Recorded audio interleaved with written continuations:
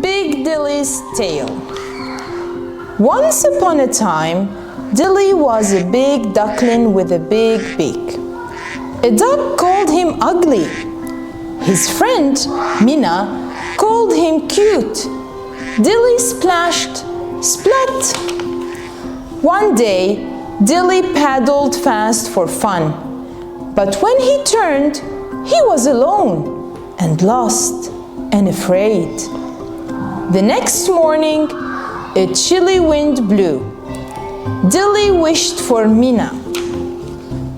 Then Dilly saw a girl. She led him to her farm. The barn was warm.